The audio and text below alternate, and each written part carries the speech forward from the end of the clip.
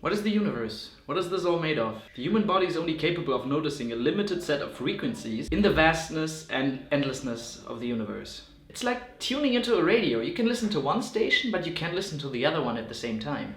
The human mind is not able to see, feel, or hear these frequencies on a conscious basis. It's like X-rays or radio, as mentioned. You know they are there and you know how they work and what they do, but you can't perceive them. But that doesn't mean they are not there. An atom is made of protons, neutrons, and electrons. But what are those made of? And what lies in this huge space of, let's call it emptiness, between those protons, neutrons, and electrons? If a proton or a neutron have the size of a golf ball, the space in between them is 2 soccer fields. What are those soccer fields made of?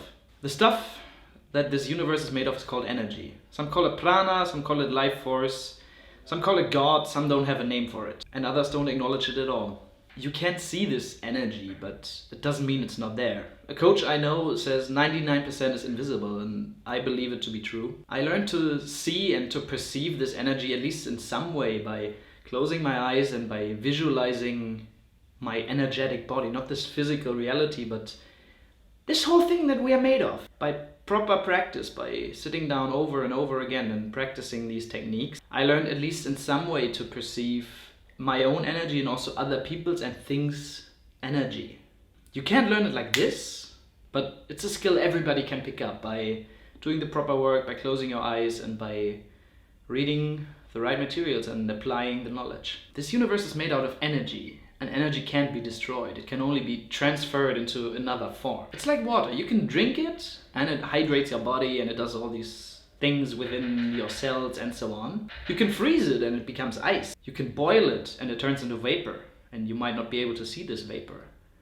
But that doesn't mean it's not there anymore. Everything is energy and everything is one.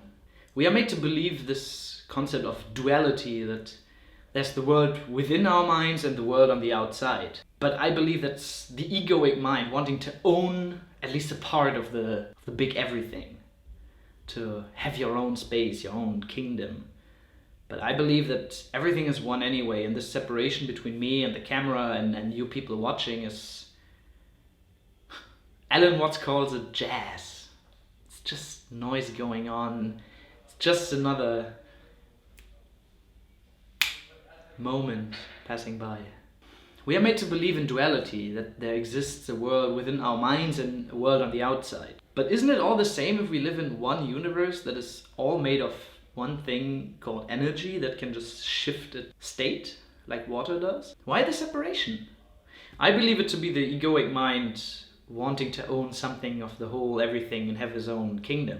But once I learned to truly grasp the universe, whatever this means, and it's a process that continues to go on and on and on, I'm starting to see this existence of this playing ground that we live in. You start to see that everything is connected, everything is divine, everything is made by the same force that flows through each one of us and each object and even the air.